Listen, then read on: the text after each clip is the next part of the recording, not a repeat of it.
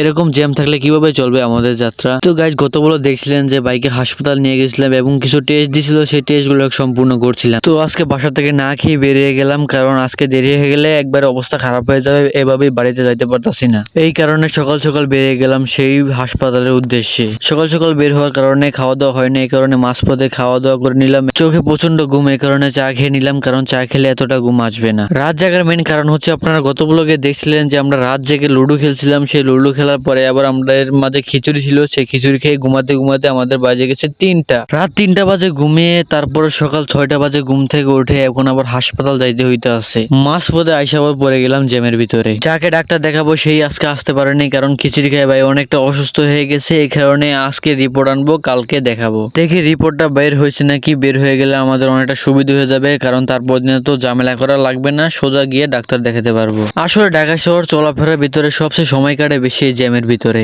আর এই জ্যাম গুলো লাগে থাকে শুধু মোড়ের ভিতরে। আর আমাদের 5-6টা মোড় পার হয়ে তারপরে হাসপাতালে যেতে হয়। তারপর গাইস হাসপাতালে গেছিলাম, কিন্তু এখনো রিপোর্ট বাইর হয়নি, অর্থাৎ 12টা বাজে করছি, তারপর দিন 12টা বাজে বের হবে। তাই এত ভিডিও করা হয় না, সোজা এসে পড়লাম বাংলাদেশ প্রকাশন বিশ্ববিদ্যালয় বুয়েটে গাড়ির ভিতরে। অর্থাৎ ভাই এখানে বসে বসে নাকি রেস্ট করে, তো আমিও আইসা বসে আছি, কারণ আমি আর ভাই একসাথে বাসায় যাব। বাসে বসে বসে আপনাদের করা সেই কমেন্ট গুলো রিপ্লাই দিতেছি। অনেকক্ষণ বসে থাকার পর ফাইনালি একটু বের হইলাম, দেখি ভাইয়ের হুন্ডারের কি অবস্থা। সেই যে কবে ঢাকা আইসা সেই হুন্ডারটা করছি, এখনো সেই হুন্ডার বের করা হয় না। অনেক দিন যাবত এই হুন্ডারটা গ্যারেজে পড়ে আছে, কিন্তু ব্যবহার করার সময় পায় না। এই কথা শুনে তো আমার অনেকটা হাসি আসতে আছে যে এই হুন্ডার নাকি কেউ ব্যবহার করে না। আসলে চাকরি করতে করতে সময় শেষ, কিভাবে আবার সেই মোটরসাইকেল ব্যবহার করবে? কেউ পায় না চালাইতে, আবার কেউ পায় না চালানোর সময়।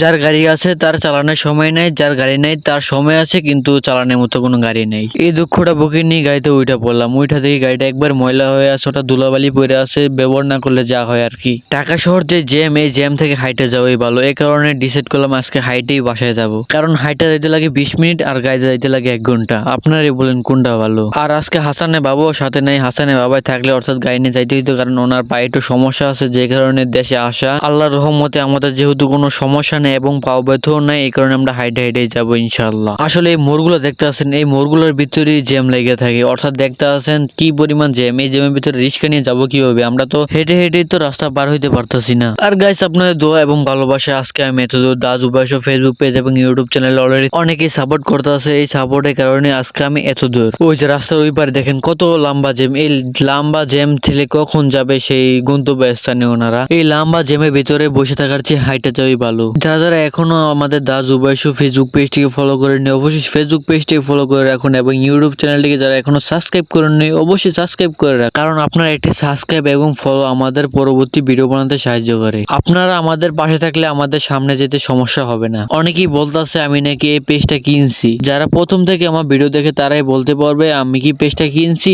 নাকি নিজেই তৈরি করছি। দেখা হবে নতুন ব্লগে। আল্লাহ হাফেজ।